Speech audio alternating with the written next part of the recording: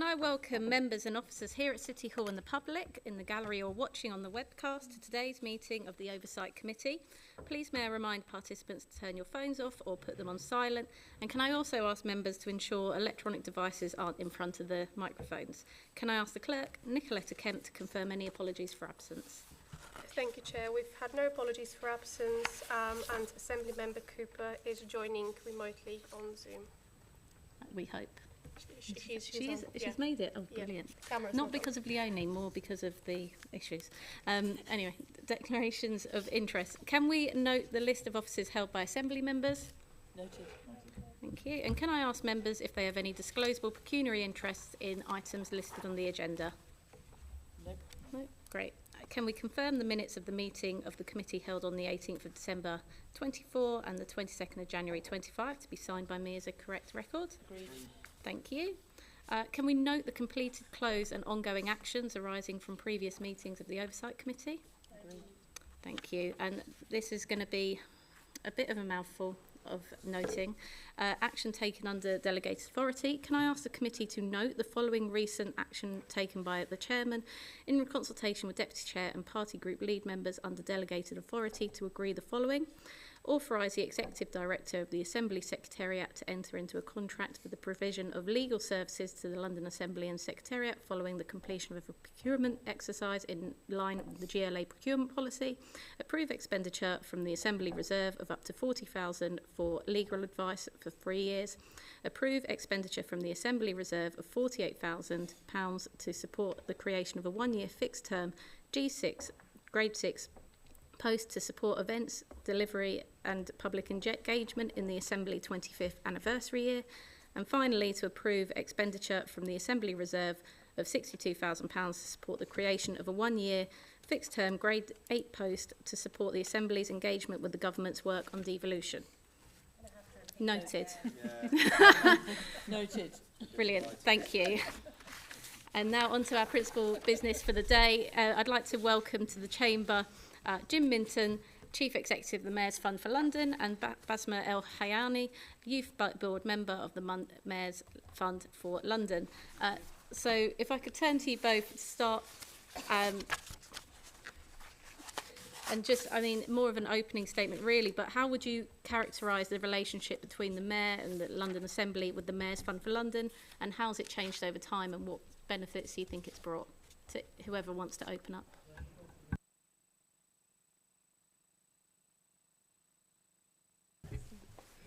Rule number one, press the button. Sorry, thank you. Do I address you as Emma or Chair? Or Emma, thank you very much, and thanks to all the committee for having us here. I think since I've been involved in since 2022, and Basma about the same time, it's the first time that we've had the chance to directly engage with you in this way at the Assembly. So really appreciate the opportunity and want it to be and expect it to be a really constructive conversation, because we know that you all care deeply about young Londoners and their opportunities. So yeah, just to say that before we start. In terms of your specific question, we provided you with a briefing pack, which I hope has given you something to chew on about our kind of history, where we came from, our successes, our strategy, our focus, the kinds of things that we, where we want to make a difference and how we want to make a difference to young Londoners. We are an independent charity. The Mayor is our patron, but we were established actually by a previous mayor, by Boris Johnson, back in 2008, along the lines of the models that have been successfully run in North America and in other places, where civic charities under the umbrella of the mayor would be there for a bit more of a long-term purpose, to align with the overall goals of the mayor, but actually to use the convening power that the mayor's office and the politicians around them could bring to engage people in partnerships, to bring business to the table, to bring employers to the table, and create opportunities for young people. And you know, there's no point in going over all of the history, but actually we've successfully navigated that change from one mayor to another mayor now. Sadiq has been our patron for 9 years since he became mayor. And how we work is to try and align closely to the agenda of the mayor where it fits with our mission, but very importantly have our own mission and our own ambitions for young Londoners that are very much driven by young Londoners like Basma and the communities that we work with, so that we try and make the most difference as a civic charity. There are lots of brilliant young people's organisations in London. Many of you will know them. Our distinctiveness is the convening power that the mayor might bring for us. So we try and use that to build partnerships, so we create opportunities for young people.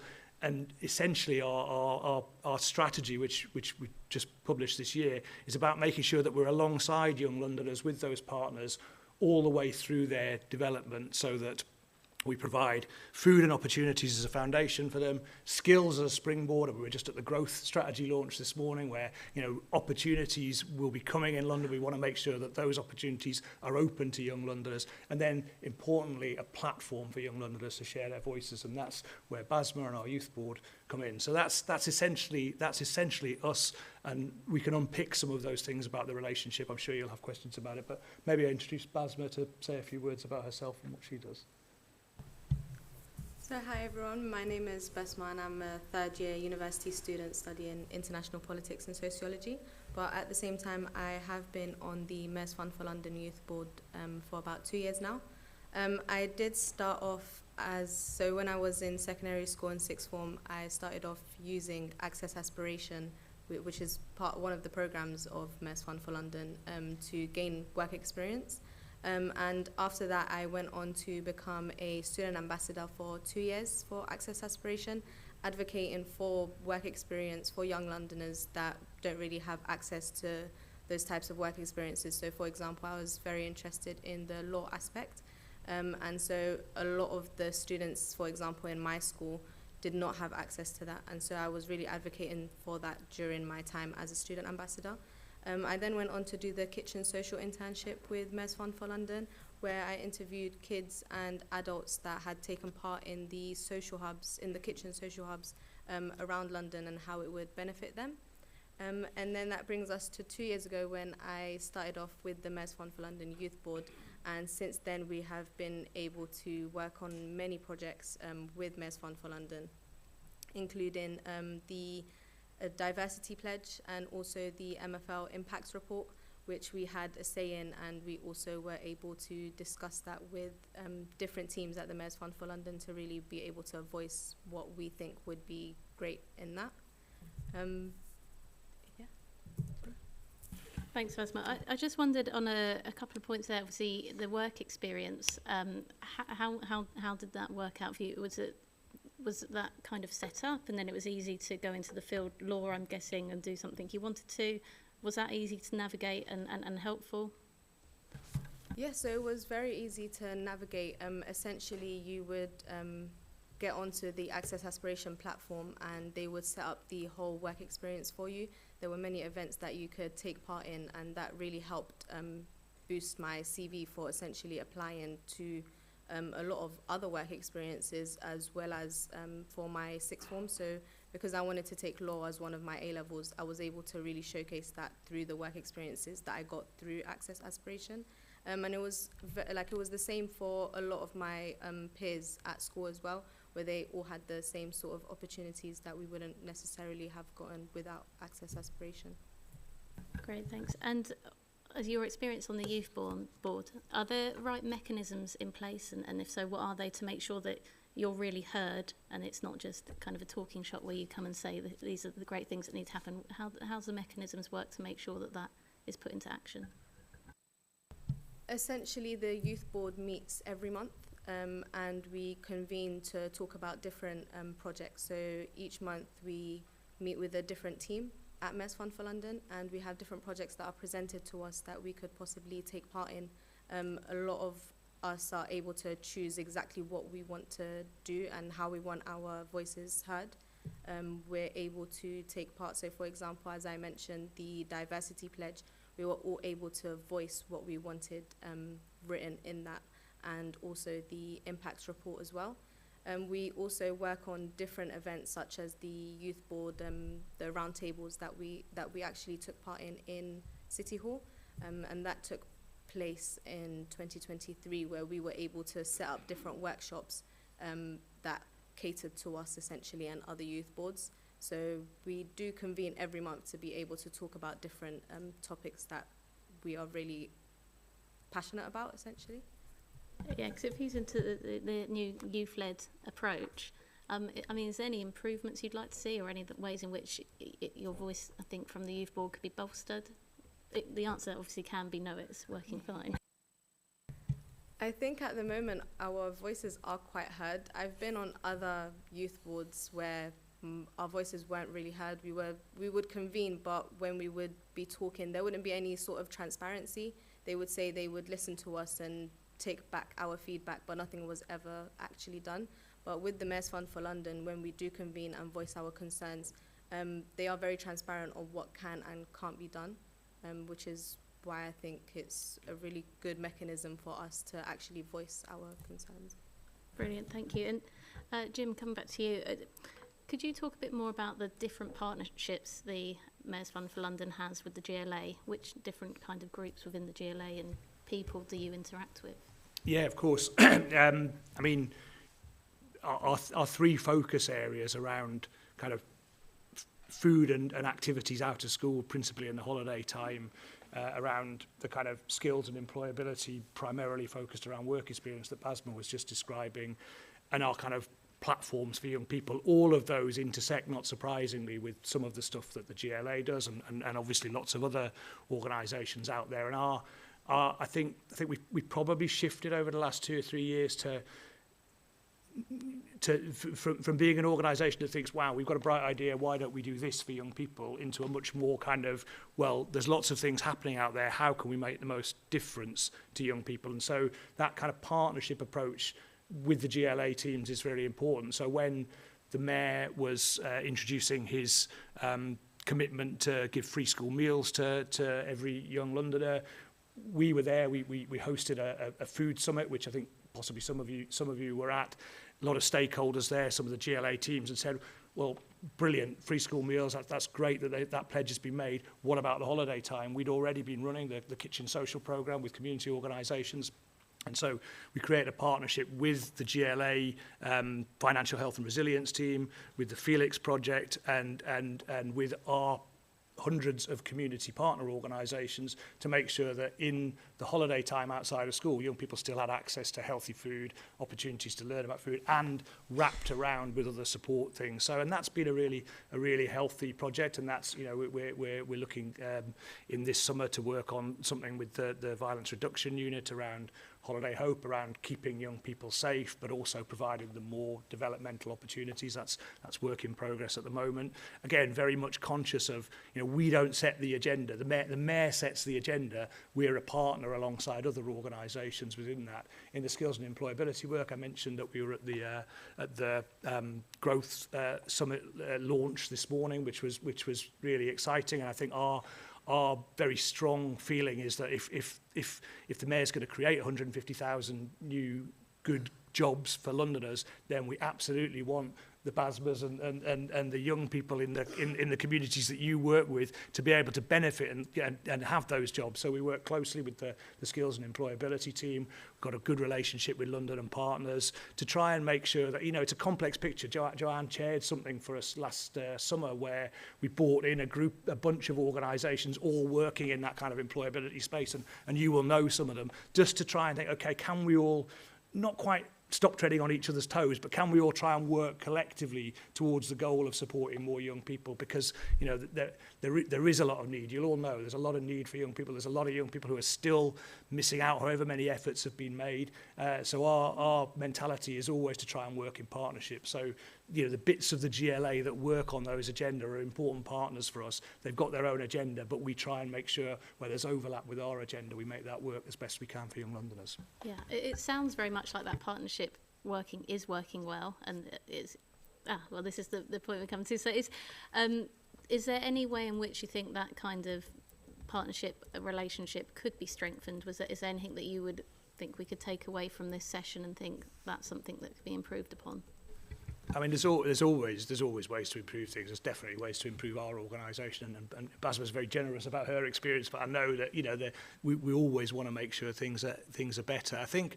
I mean, Hina and I have talked about this a little bit, and it's really great to meet you all individually. I don't think we've engaged with the Assembly enough, actually. You're the kind of eyes and ears of London in communities. I mean, there's lots of layers to London, but you should be allies of ours. We should be allies of you. We should be working. Again, you've got busy agendas, but you can connect us to. It was brilliant. I just mentioned a school to Alessandra, and it turned out that was the school that you'd been to. It was one of the ones that we were at Laurel Park in Enfield. And those kind of connections could be stronger, I think. And so maybe we think of today as a bit of a platform to think of us as, of course, with the Mayor's Fund for London, but we want to feel like we're connected with the Assembly as well. I mean, the other challenge is just one. The Mayor and the GLA and the other bits of the kind of London infrastructure, if you like, it's an incredibly complex picture. London's a massive city with loads of players in there. We're conscious that we're not the only organisation working in that youth space. So sometimes the Mayor and the GLA will want to do something which just doesn't involve us. And for us, it's really important that we make sure that the kind of integrity of what we're trying to do as a charity and the space for BASMA and the Youth Board to input to things, even if we're not directly involved in them, is open there. So I think, it's good. I mean, Basma mentioned the Youth Board roundtable that we had. That was a brilliant opportunity where some of the kind of lead policymakers from the GLA sat down with young people from our Youth Board, from the VRU Youth Board, from Transport for London's Youth Board, and one or two others, and just had a conversation. And that kind of thing, if we can do more of those kind of things, just to build those connections and those relationships, including with yourselves, that'll be really good. Thank you. And it was Assembly Member Bakari that flagged that it would be great to have you come, so we're really glad you're here. And I think a couple more questions from me. Just on the trustees, how do you have trustees onto the board? Has the Mayor appointed any trustees? The Mayor has the right to. I think we've got a memorandum of understanding with the Mayor, which, like all MOUs, is kind of useful in some respects and possibly needs refreshing, etc. But the Mayor's got the right to nominate 2 trustees, and we always ask for that. The Mayor's also got the kind of right to be consulted on the appointment of our trustees, and again, we always make sure that we go through the Mayor's office and make sure that's happened. Over the last 2 years, we've worked quite hard to shift the balance of our trustee board to make sure that as well as people with connections across business which is where the majority of our board previously were, we also wanted some board members who understood a bit more about how civil society works in London, the kind of needs of young Londoners, maybe what's happening in education, maybe what's happening on the skills agenda. And so we've recruited 6 new trustees over the last couple of years to bring us some of those. And excitingly, 2 of the trustees that we recruited this year were young people. One young man from Walthamstow, actually, who works for Salam Peace, one of our community partners, had spoken at 1 or 2 of our events, and when we opened up the trustee recruitment, he said he'd like to put himself forward and join the board. And then another young woman who was an entrepreneur who came through the Mayor's Entrepreneurship Programme, one of our programmes, again put herself forward. She's great success running a recycling business with young people involved in it now, and they've both joined our board, not just as kind of tokenistic young people, but as actual full board members. So we're kind of proud of the way that works. And again, we haven't we're an independent charity. We want to make our charity the best and most effective for young people. I hope that aligns with what the Mayor wants. I hope that aligns with what you want. But we need to be proactive and make sure those kind of things happen, rather than waiting for someone to say, "Oh, why don't you get a young person on your board, or why don't you get this person?" So, and I think we've our board have been more engaged, certainly over the last 6 months than I remember them being in the past, to be honest. So we're always open for new ideas, and if we can change our governance, and if there are people that you think could get involved and help us in any other way, then obviously let us know. Good. And the Mayor gets 2 appointees. Has he made those appointees? Yeah, we made some appointments in September 2024, and then the appointments before were in September 2023, and both times we had formal confirmation that the Mayor was satisfied with the process that we'd gone through and the people that we'd had. Okay, and my final question was really, and you've spoken to it a little bit, is obviously you have your own ambitions, missions as a charity, but that has to go alongside the mayor's ambitions, which maybe hopefully intersect a lot. But how do you keep that balance of making sure that you follow the mayor's agenda, but also stay true to your missions as well? Yeah, I mean, that's I'm sure, like all of you, at the time of the election last year, we were thinking, well, are we going to get a change of patron? You know, you have to kind of think about those things and think, well, what would that mean for the charity? And I think our very strong view is that we're here for the long term. You know, obviously, if ever a mayor doesn't want to have a mayor's fund anymore, then that creates a question. But on the assumption that we can demonstrate our value, you know, to London, to young Londoners, to BASMA and to many others, then there's a place for us. And our agenda, you know, is I described it before, around the kind of food and opportunities, around the skills as a springboard and around a platform. We kind of hope that they're long-term aims for London, and they're unarguable. You know, and in a sense, I'd be surprised if any of you would say, well, I don't believe in those kinds of things for young people. You know, they're important, and there are places where they overlap with Sadiq's agenda. There are places where we're developing things that aren't done in partnership with the GLA. Actually, a lot of the work experience work that we do and a lot of the youth board stuff that we do, we just get on with and partner with other charities and things. So I hope we're future-proof as an organisation from that respect. But fundamentally, I mean, as Basmo was saying, I don't know, you might want to say a bit more about this. We try and listen to young people to help us set our agenda as well as we can.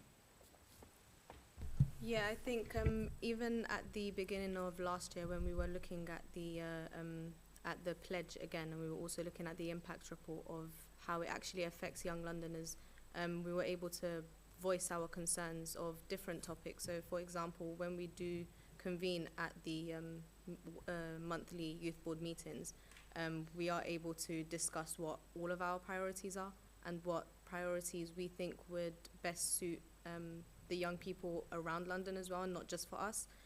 But usually we usually align our interests with each other. For example, youth violence and also the cost of living crisis, where we like to put that as priority, as that is what we believe is really affecting young Londoners at the moment. And I think that would be a priority for everyone, essentially, because that is what the future is about. Brilliant, thank you. I'm going to bring in Assemblymember Russell. Thank you. And one of the things I was going to ask you about, Basma, was the programme, the Mayor's Holiday Hope Initiative, which seems to be partnering with the Violence Reduction Unit. And the Police and Crime Committee here on the Assembly did some work where we heard evidence from young people from the Mayor's Violence Reduction Unit kind of projects that have been going on. And so we did a whole report about violence affecting young people. And so I just wondered if you'd like to say a little bit more about that programme. Essentially, with the work that we've done with about youth violence, during the when we held the event in City Hall and we spoke about youth violence with the other youth board members, we were also able to discuss with the Violence Reduction Unit about that programme. It was the other youth board members that did take lead with that. I wasn't as involved in that one, essentially, but we would be able to get back to you on exactly what took part in that, or Jim could. Yeah. Do you want to add? Sorry, I'm conscious I'm probably talking too much. I'll try and keep it punchy. But the Holiday Hope is, I think it's been driven in part by that kind of inquiry and the young people's conversations. But it's trying to make that bridge between, of course, everyone wants to keep young people safe, but also you want to have positive opportunities and ideally have some of the progression opportunities as well. So thinking in the roundabout, it's not just Lib and the VRU and the young people have been very vocal in saying this. It's not just about preventative stuff. It's actually about developmental progression stuff, and it's still work in progress. And I say it's not our programme. It's very much a GLA and mayor-led thing of which we are a partner. But it's an exciting thing to be part of, and it's really you all know again that holiday time can be a time of difficulty for families and for young people, and actually the more that you can put in place there and the more you can join that up, the better it is. So, I mean, going back to the idea of holiday time, the issue of food and holiday hunger seems to be something that that's being tackled, with the Kitchen Social project. I wondered, do you want to tell us a bit about how that project goes? Yes, so we also held the Food and Wellbeing Summit at City Hall as well, where we were able to speak about the problems of hunger during holiday, just because during the term time, of course, free school meals are provided to young people, but during the holiday there really is that sort of missing aspect. With the Kitchen Social program, we are able to talk about also the recipes that are given to young people during the holiday. So we were able to convene on different healthy recipes that we would be able to provide for them. And as I mentioned before, when I did take part in the Kitchen Social internship, I was able to interview children that do take part in the Kitchen Social hubs during the holiday, and also the parents and how they feel it's actually benefiting them. And it was overwhelmingly very positive feedback on how they were benefiting from the programs during the holiday, just because it was a sort of missing aspect that they didn't get that during the term time. Fantastic. That's really, really helpful. The other areas of the overall work that you do, you've got there's the employability and skills and the youth engagement piece. Is there anything you want to add that hasn't been said so far on either of those areas? Shall I go? Yeah. I think I just emphasise the kind of partnership nature of all of it. That we're a relatively small team. There's 22 of us in total. A lot of young people on our team have come up through our programmes or through community organisations, and we're very conscious that we're not the experts necessarily sitting in the middle. The experts are in communities. So the food programme, our partners like it because we can't give out huge amounts of money. We give them a small amount of money, but we give them quite a lot of flexibility. So a lot of community organisations will use the money that we give them to employ a local person to help do cooking classes with the young people, or make sure that young people are engaged in kind of thinking about food and healthy lifestyles. A refugee charity that I know well, they take the food boxes that we send them, bring them all out together and do cooking sessions with the young people from different cultures to get them thinking about different foods and things like that. There's lots of ways that we try and do things, and it's the same with the work on employability and skills. We're very much about trying to listen to what partners want and listen to what young people want, and then try and create the space for that to happen, rather than saying, oh, this is what you're going to do, this is how it's going to work, sorry, it's not, there's no flexibility. Actually, we try and be as flexible as we can do within the constraints of funding and logistics and everything else. Talking about funding, have you got confirmation of your funding for Kitchen Social for the 2025-26 programme? We're still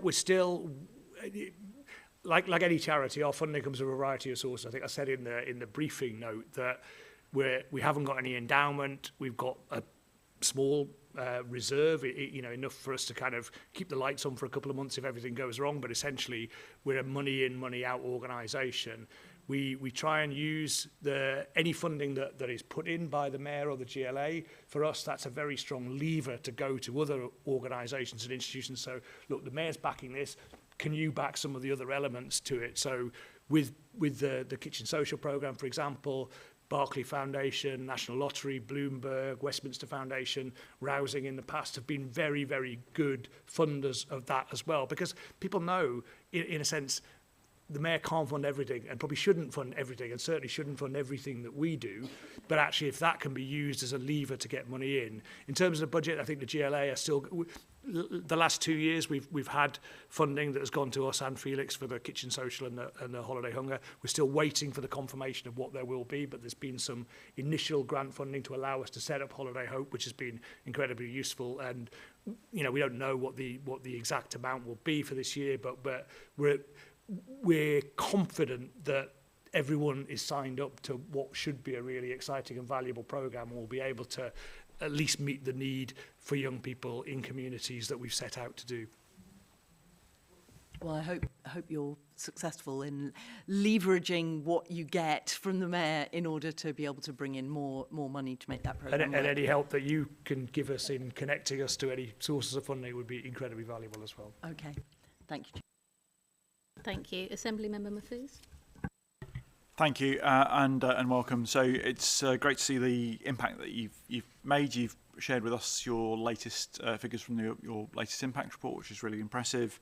I think just under 70,000 young people supported last year, and I'm just going to stick with the theme of food on my mind clearly. In terms of one of the challenges faced in London at the moment is very much around temporary accommodation. We've got, I think, 90,000 children estimated in temporary accommodation across London. Many of those will be living in hotels where actually, food you can't cook and so on. And so, how has your programme been able to support children, particularly in that sort of situation? And how do you make sure that you're reaching as many people as you can with the limited funds that you've got? Jim, if you wanted to start. Yeah, I'll start, and maybe Basma might add some more on the kind of conversations about housing, because it's a big issue that comes up with. I know your question was about food rather than about housing, but yes, and some of that comes down to the flexibility that I was describing. As I say, I mentioned a refugee charity that I know well, I'm on the board of, and again, the young people do live in hotels. They live with foster carers. Some of them are able to use kind of kitchens and things like that. Some of them aren't. And so our model, we want it to be flexible enough so that it provides support for young people in community spaces. So if anyone goes to one of our community partners during the holiday time, and we support them through Kitchen Social, they're guaranteed to get a healthy hot meal there. They're also guaranteed to get some kind of other provision and activities, and hopefully some kind of opportunity to learn about nutrition and food. Also, they'll have for the organisations that get our recipe boxes, they'll take those home to their families or their space. But we've realised that doesn't work for everyone. So we've been doing some specific work with the Haredi community who can't use the recipe boxes, who can't necessarily, who actually, alongside other communities, have very strict rules about what they can do and what they can't do. And we developed a particular package for them, which offered them kosher materials that they could then use. It is more difficult for people in temporary accommodation, and I think that for us, that's something that we'd like to explore and work out how we support people more carefully. There are some brilliant organisations already out there working in kind of housing and support for young homeless people, and probably that's a kind of chance for us to partner with them and look at what the need is. So we kind of started with the provision for young people through community and youth organisations, realised that actually we also had to provide some things for families and specific communities, and maybe the next leg is thinking, well, how do we support those people outside of that? Because to my point earlier about always learning and want to improve, we probably don't serve those as well as we might do. Thank you, Basma. I also did want to add that whilst I was on the Kitchen Social internship and I was interviewing kids and adults that were taking part in the hubs, I did actually interview a few kids and adults that were already in temporary accommodation. And during the half time, they would come into the social hubs to sort of use it as a safe space. When I did talk to the kids, a lot of them referenced their safe space as being a fast food restaurant, something like McDonald's, where it provides them with cheap food, not necessarily healthy, but it is something that they have access to. It provides them with free Wi-Fi and a warm space in winter, for example. But during the half time, they are able to come to these kitchen social hubs to be able to get even more nutrition than what they would do in another place. but also having that sort of safe space where they can learn even more about nutrition and how that can affect them and help them later on. Such an incredibly positive story, Basma. You've got one of the issues I've raised before in this chamber is around health inequalities, and we know some of those lifestyle choices driven by a lack of funding effectively then ends up meaning poorer quality and shorter lives for many of the young people that I'm sure you're working with and supporting. Can you tell us a bit more about the impact of what you saw on the ground when you were doing that internship? Yes, so when I actually done the internship, when we were speaking to these kids, like I said, a lot of them voiced that their safe space was a fast food restaurant. Essentially, even when we took part in helping to do the take and make boxes, we were able to talk to other students, other young people as well. And it was really that they saw another safe space in those restaurants where it was very easy to access. After school, for example, they wouldn't want to go home and then do their homework. They would still want a safe space within their friendly circle. A lot of that comes down to the closing down of a lot of youth clubs around London. That used to be their safe space, but once those had closed down in their area, they turned to something that is not necessarily as good for them as the youth clubs were, where they were able to go take part in exercise and also get nutritious food, and also just a safe space to stay with their friends after school, where they'll be able to do their homework and do other projects where they'll be able to help them later on. But with those being closed down, it has been very difficult for young people to be able to have that safe space now. I did take part in the Department for Education roundtable last year, where we did speak about how we want to implement more programs for youth clubs, and we want to open more youth clubs. Of course, we can't do that ourselves, and it has to come from them, but we did speak about how the youth clubs that already exist, we would also need to speak to other young people, which we did. We ran the club, and they would tell us exactly what they wanted to see in those youth clubs, and that was a very positive feedback, as I said before, just so that we can see how the youth clubs are really affecting young people. And with them being closed down and the decrease of youth clubs, it really does affect how we live life, essentially.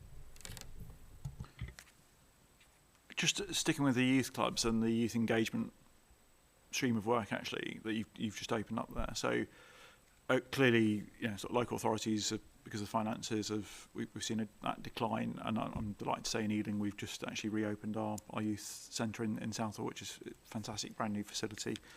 And so on. And actually, my older boy, goes and uses one of the other youth clubs in the borough.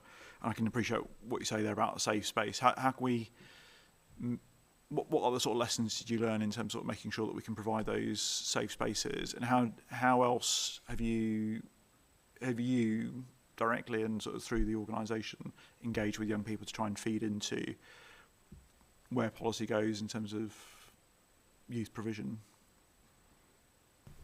So before the Department for Education roundtable, we actually, the other youth board members actually took part in a Sprinter event where they spoke to different young people across different boroughs in London that would essentially, they would explain what they would actually want to see in a youth club, what sort of facilities they would want. They got to design their own youth club, like their dream youth club of what they would actually like to see inside. So it would be different exercise programs that they would want to take part in, more creative sessions as well. So something like dance programs, art programs that they would be able to take part in, because it's something that they don't usually see in these youth clubs. And also just more activities on nutrition as well.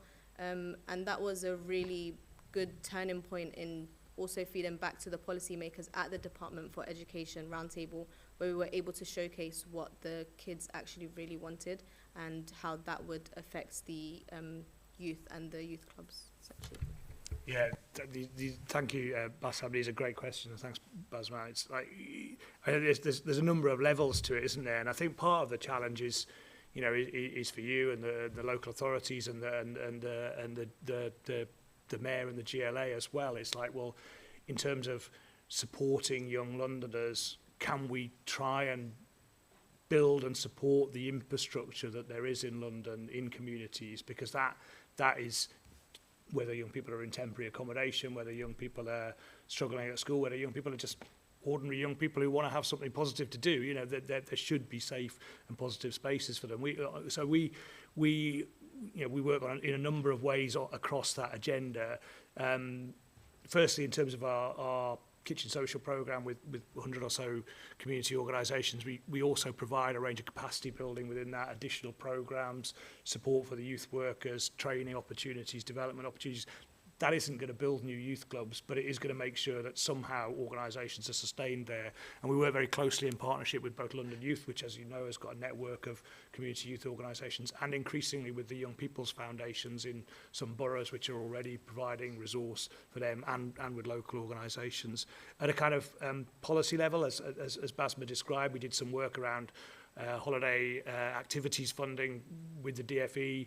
We're also engaging young people in the consultation around the National Youth Strategy at the moment, and again, not surprisingly, things like provision of youth clubs and spaces for young people is coming out very strongly from that. And I think the third bit really is trying to use our position, and again, this is where we want your help and the Mayor's help to kind of make the argument to institutional funders, to businesses, to others, to kind of invest in that infrastructure within communities. It's hard. There's many things that need investment in communities to support young people in other ways, but those safe spaces are really important. And by trying to kind of join the dots and trying to kind of collaborate well with people, that's how we try and make sure that is understood and valued.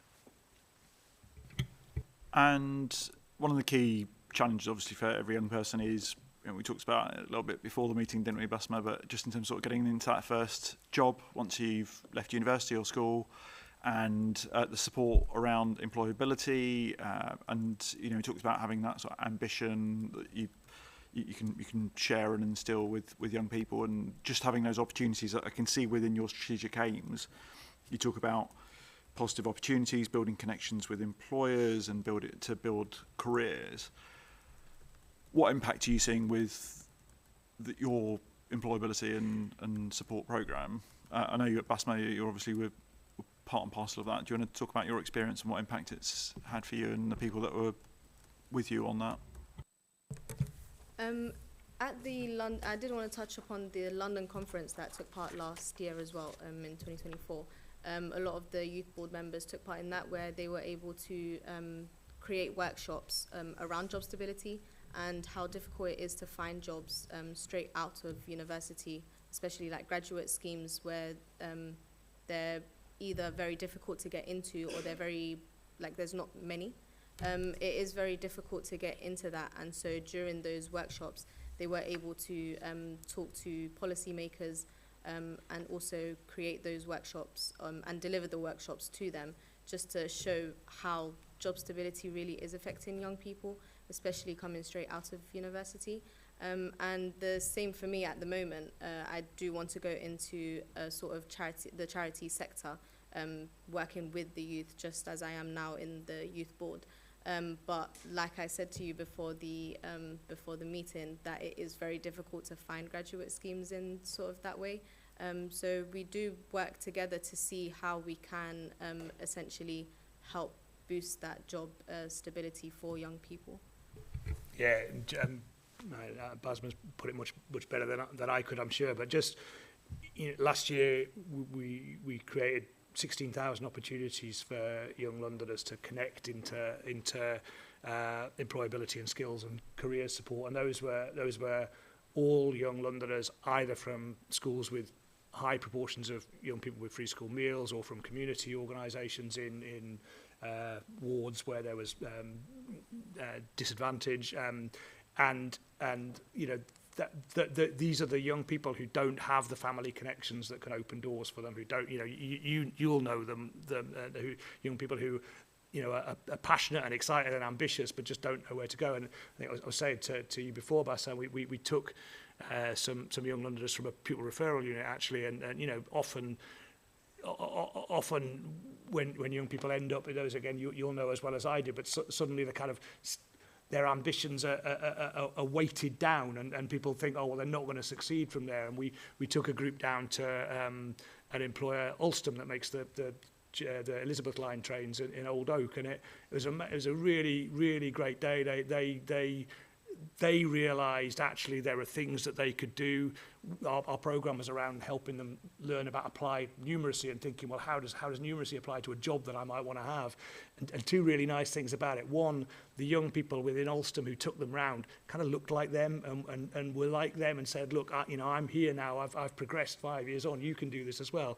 And also, I think their teachers also felt, wow, I wasn't sure that the team I was with of young people were capable of thinking about these things and doing these projects, and now they are. And I think, you know, it isn't about, oh, great, you know, suddenly an intervention from the Mayor's Fund will bring a young person from here to here. You know, life doesn't work like that. There's many different factors. But actually, if we can all kind of try and play our part and understand what the system is and what the kind of bits where we can focus, then if we do our little bit really well and try and connect young people who don't have opportunities into those opportunities and hand that on back to the teachers and back to the apprenticeship schemes and things like that, then hopefully that progression will come for young people. As I said to you before, Basma, having run a charity beforehand, I can definitely encourage you to go into that sector. It's incredibly rewarding. And having also supported around employability and enterprise programs, I was really interested to see that you had an enterprise program. And actually, going back to that point that you made there, Jim, was that some people might not excel at school because actually of the sort of the restrictive way that school operates and so on, but actually being an entrepreneur, being your own boss and using your skills in your own way can be a really exciting way of being able to achieve your ambitions.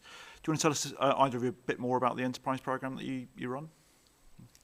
I mean, I'll start. It's an interesting one actually, because like we've run something called the Mayor's Entrepreneurship Programme. It started off as a GLA programme. It moved into the Mayor's Fund probably 5 years ago, and has actually created some incredibly successful entrepreneurs. You might know some of the businesses Too Good To Go. In fact, there's one I think on Dragon's Den tonight, actually, called Kit Medical on there.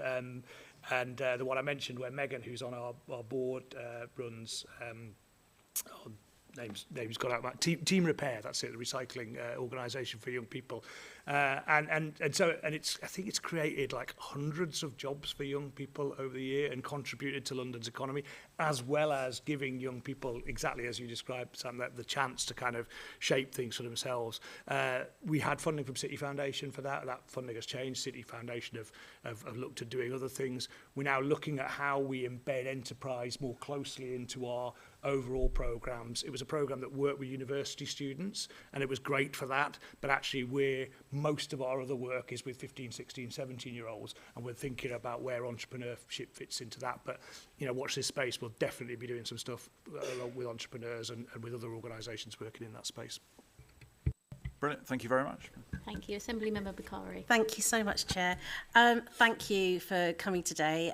Vasma, I think you are an inspiration to be here today, representing young people and women, and a role model. So I'm sure Jim would agree that, you know, having you here today is brilliant. And Jim, I want to say thank you as well to you, because you're an incredibly proactive leader. Because back in 2023, I asked 12 questions to the Mayor. None of them were answered about the Mayor's Fund for London, and you came to me very quickly to explain why there were no answers from the Mayor. And since that time, you have been reaching out to us to make sure that there is that better relationship between the charity and the London Assembly. And my questions are about how things have changed since you've joined. You know, specifically, you were saying it has changed, and the approach that you've had for the last few years. And you can talk a lot more about this statement that you've made recently, your annual statement that you've also made. So if you want to go into more detail, that would be great. But tell us a little bit more about the changes that you've seen, specifically, Jim. I mean, I'll start. I mean, Basma might say from a young person's point of view what changes she's seen in the organisation. She's spoken a little bit about this. I mean, you know, it isn't really about me. It's it's about the organisation and the team and the partnerships that we have. You know, I joined the organisation in a period where it was about mid-2022, where, as you know, we'd just come out of the pandemic. The opportunities to work in all kinds of different ways, particularly with young people, were quite different. My predecessor, Kirsty, had done a brilliant job of kind of stabilising the organisation, really making sure that we were there for young people at the time of the pandemic when they needed them, and basically keeping the lights on and keeping us kind of valuable and relevant. And I think that made a big difference when I arrived, to think, okay, well, we still exist, we're there, we've done some really valuable things, we've got a good platform. How are we going to be a better and more valuable organisation? I worked for a charity called Toynbee Hall before, which some of you may know, in East London. It's a really wonderful community organisation, and I kind of always thought that we certainly weren't perfect, and even if we didn't do everything right, which we certainly didn't, we were really valuable, and if we closed down, people would really miss us. And I kind of wanted that for the Mayor's Fund as well, and I wanted our team and our trustees to feel that. It wasn't just a kind of, oh yeah, that's a nice organisation. It's kind of, oh, I'm sure it does some valuable things somewhere along the line. I wanted it to be like, actually, if London is going to succeed and make opportunities for young people in London, then the Mayor's Fund should be playing a role in that. And if it's not, then why is it bothering, kind of thing. So I was very clear with the trustees and our team, and I was saying what I think our team had been thinking for a long time, that's what we needed to be.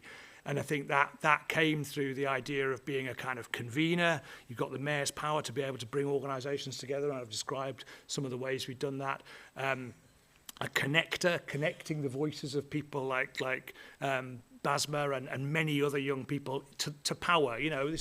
I'm delighted as well. I was so pleased when Basma said she would do this, and we thought, I think Jill, my colleague who's in the audience, said to Zoe, we're kind of not going to do this unless a young person could be here as well, because that, who am I to talk on behalf of young Londoners? I'm not a young Londoner anymore, in case you hadn't noticed, but really tried to get that embedded in the organisation, and genuinely, other organisations do it fantastically as well, but we do try and make sure that everything is there. And then as a champion, making sure that, went to the growth plan this morning, thinking, okay, who can we talk to about where young people are fitting on in this agenda? Talking to Joanne, talking to other parts of the GLA, thinking other partners, other funders, always thinking, what are young people going to get from this? Whatever the kind of policy is, that's what we should be asking. It doesn't mean that we suddenly have to kind of create something new in homelessness or housing. There's other good organisations that can do that,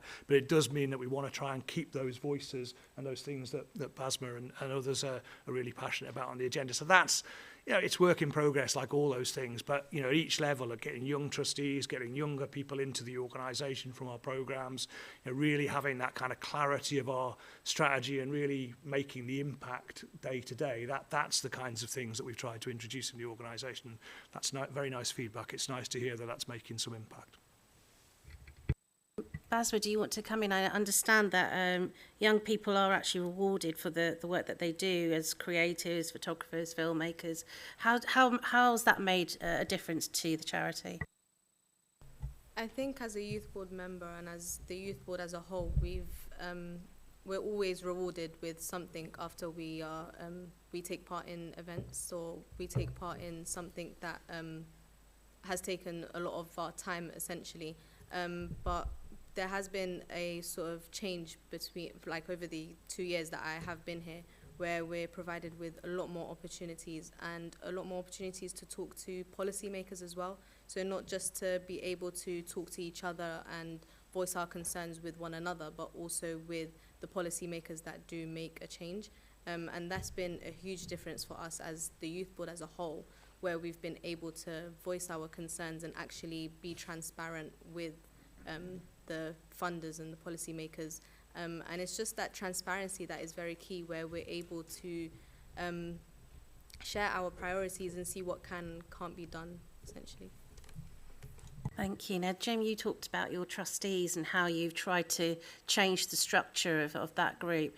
And you've also talked about in your statements about diversity and inclusion and making sure that the people who are in those roles are more diverse. You've just appointed a new head of people. So can you tell us a little bit more about that person? And do they fit that criteria that you're hoping for? Yeah, you know, again, it's such a cliche to say this, but it's a journey, you know, and again, you know, I am really conscious that a middle-aged white guy running an organisation for young Londoners probably isn't a long-term sustainable strategy, and we, you know, think about, okay, how do we grow leaders so that organisations like ours can be led more authentically, if you like, you know, without being falsely modest about it, you know, really, really true. In terms of the kind of,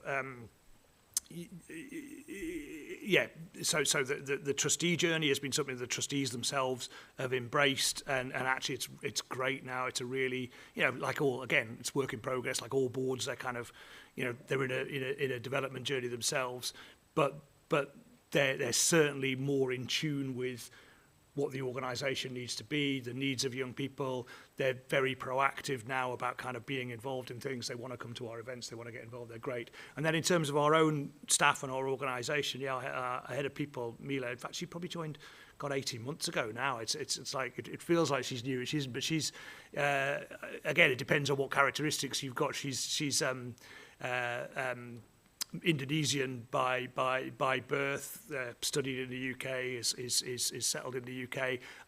You know, she's got a strong background in the NHS and in charities, and she's been an incredibly important. I mean, all of our team members are really important. A small organisation, you need everyone to be valuable. But Mila's been a great mix of, like, I'm sure she wouldn't mind me saying this, being a really great technical expert, but also being very attuned and very able to listen to the needs of the organisation. I think some of the progress we've made in terms of introducing new young people into the organisation, supporting them as they come in, progressing our team, has been down to the kind of culture that she's helped us develop. And I'd say I feel a little bit embarrassed talking kind of live on air about a member of my team, but you know, genuinely, I think I'd say collectively, you know, I'm sure if you asked other members of the team, they might have a different view, or they might say there are some things that we need to get better at. There definitely are, but actually overall, we've tried to be an inclusive organisation. We've tried to be proactive about that as well. And that self-evaluation is so important, isn't it, when you're looking at your own members of staff?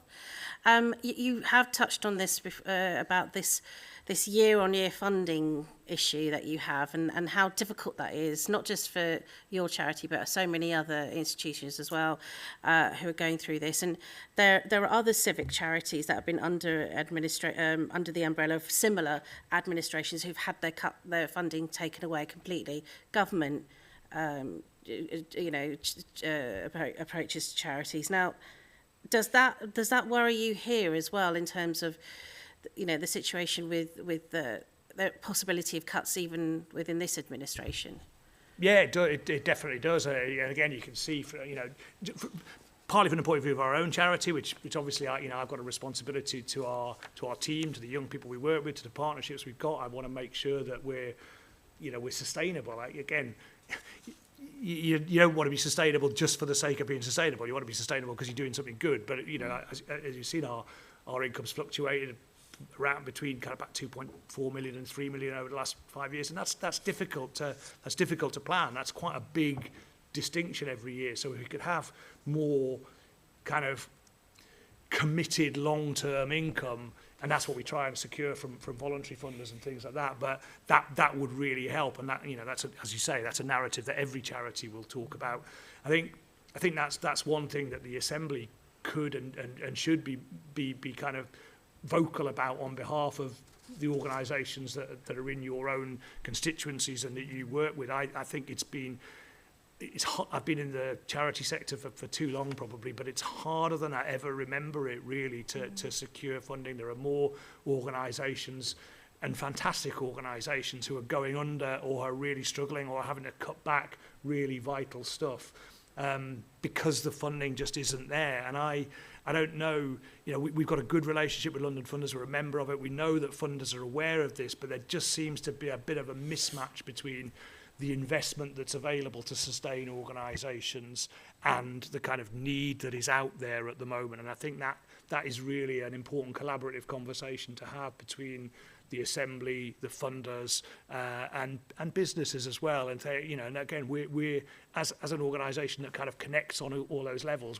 That's something that we're very keen to stimulate, but we need support with that. We need to be kind of saying, and it isn't just the NHS, people will say the NHS needs more money, infrastructure needs more money. There's no shortage of things that you can spend money on. But actually, if you don't have this essential support, particularly for young people at this time, then all of the kind of benefits of growth and things like that aren't really going to be valuable, because the young people aren't going to be able to take the opportunities that come.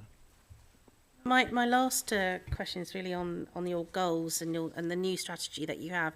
One of the things that you've said in one of your strategic aims is to convene and lead partnership for change aligned with the mayor but independent. So that's the thing I want to focus on. So you were very kind enough to send me one of these.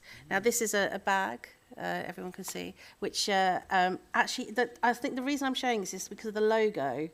And the logo looks very similar to the Mayor of London logo. So how do you make sure you are really clearly independent on the outface for everybody to see if the logo looks so similar to the Mayor of London?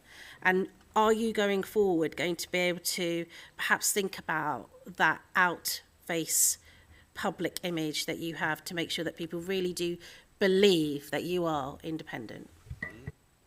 Yeah, it's a great question. It's something that we obviously kick around a lot. As I said earlier, we're called the Mayor's Fund for London. There's another charity called the King's Charity. There's another charity called the Prince's Trust. In a sense, you get what you're given, and you use it to your advantage. And I think our distinctivehness that makes us not just another youth charity is that we do have the convening power of the mayor, whoever the mayor is. If it's you, Hina, next time, if it's whoever the mayor is our patron, and so we'd be silly to kind of brush that under the carpet and not use it. There's a real power in that.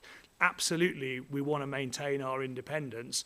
We were delighted when you came before Christmas as an Assembly member, not as the mayor, to speak to 50 or so community-based youth organisations in our kind of thank you event for that. And it's really important that we do that. We've had local authority leaders from different parties. We've had Assembly members. We were involved, and when Andrew Boff hosted his young people's event before Christmas last year, we were there with some young Londoners. We want to be allies. We want to use allies. One, because in a sense, however long any mayor is in power, we want to outlive them, because we think that the things that we're there for young Londoners are going to continue as issues, whoever the mayor is. Two, actually it makes sense. Not every local authority, all the local authorities in London might have slightly different leaderships, have slightly different priorities. For us as a charity that's for all young Londoners, and with a focus on those who are facing the biggest barriers, we need to have alliances with people. So it doesn't mean that we ignore the mayor. We want to use the mayor as an asset, but equally it means that we want to collaborate with yourselves, with other people across the political spectrum, to make sure that young Londoners, I'd be naive if I thought that every young Londoner we work with has the same political outlook on life. There are different solutions to problems. So it's really important that we make sure that we're an open organisation. But we are the charity, we are the Mayor's Fund for London, the Mayor is our patron, we use that to our advantage and to try and convene and bring things in. And I don't, we will do a brand refresh at some point. At the moment, money being as it is, we're kind of spending our money on young people at impact rather than refreshing our brand. But it's not meant to be flippant about it, but yeah, I'd take the point. I don't know, Basma, if you've got any thoughts about our relationship and how we are. I think, as Jim said, not all young people have the same political outlook. We don't all share the same sort of political values, essentially. So Mayor's Fund for London being an independent charity is actually very important to the youth board, but also working with the mayor, no matter who the mayor is also very important to us, just because we know that there is that relationship. But it's not necessarily reliant on just the mayor, but also as the charity itself. Thank you very much for answering all those questions for me. Thank you. Thank you. Assembly Member Georgie. Thank you, Chair. Good afternoon, Basma and Jim. Jim, I think you did yourself a disservice there, where you sort of referred to yourself as a white middle-aged man. Well, so what? I mean, it sounds like you're doing a great job. People around this table have been very complimentary. Your report seems very comprehensive. So, you know, I wouldn't go down that route. You know, I think you've answered the questions really well today, and your background bears no relevance to how good of a job that you do, quite frankly. But to you, Jim, and Basma, please chip in if you'd like to. When was the last time the Mayor of London, current Mayor of London, met with the trustees and/or the youth board? That's a great question. I don't think he's met with the trustees directly recently. I was out. Two things. I was out with him in September last year at a fundraiser in Canary Wharf with BCG Group, where we brought a group of young people from Hammersmith, I think it was actually, who joined us on the day and had a really great day there, understanding what was going on in the business, engaging with the mayor. He was really great with them, listened to them, gave them some thoughts and some ideas. Similarly, in the summer, we were out in I want to say Gants Hill. It's not, but it was in a project out there where we were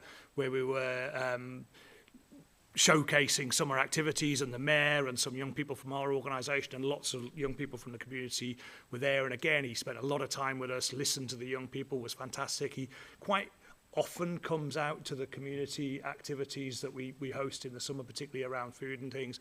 And he's, my experience of him, he's always really good at listening to young Londoners, always really good at engaging. The reality is he's busy. You know, you're all busy.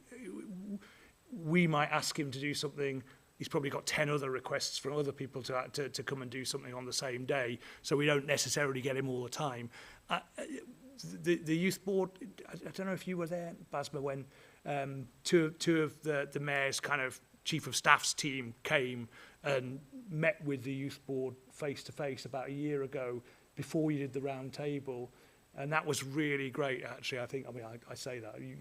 If you were there, you might remember it. No, Basma might not have been at that one. But that was a really good kind of, you know, it's clearly not, it's not the mayor being in the room, but it's in a sense, it's being able to engage with some of the team and think about, well, what's on the mayor's agenda? How do we best get our messaging so we influence?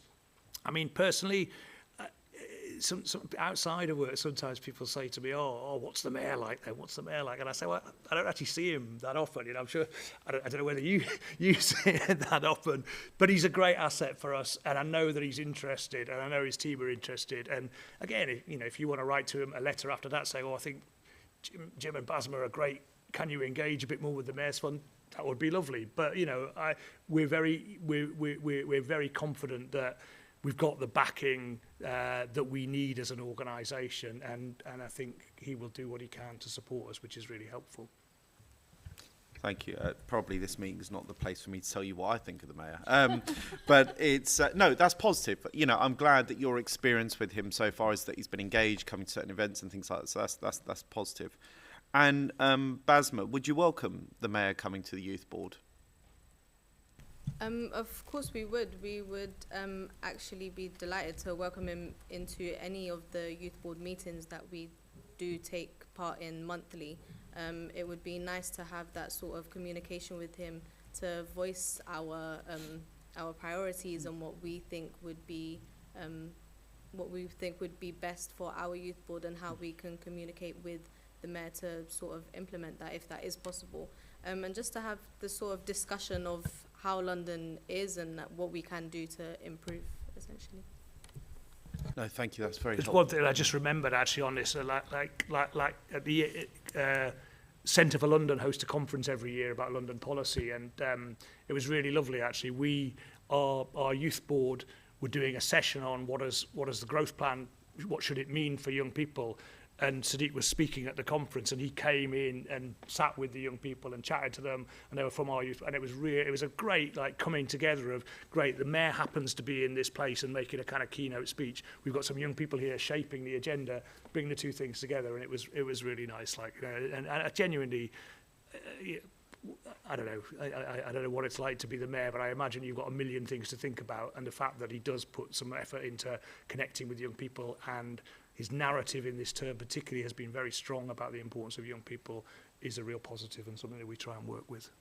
Great, thank you, Jim. Now, as usual, Assembly Member Bakari stolen my question regarding finance. That's all right. It's not the first time, Pinner. That's right. Thankfully, I'm not sensitive about these things, but I do have just a couple of follow-ups. So on Tuesday, the whole of London was tuning in to the Mayor's budget. And we questioned him on his, well, they couldn't have seen it or heard it really, separate topic. So we put questions to him on his final consolidated budget for the GLA. Has the Mayor reached out to the Mayor's Fund for London ahead of the budget to discuss future funding?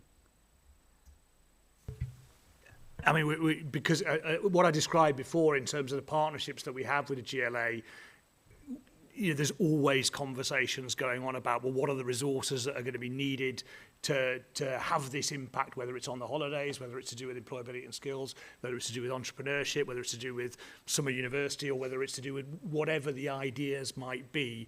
And there's always a conversation of, well, how can we fund that? Is the GLA going to allocate some money towards that from the Mayor's budget?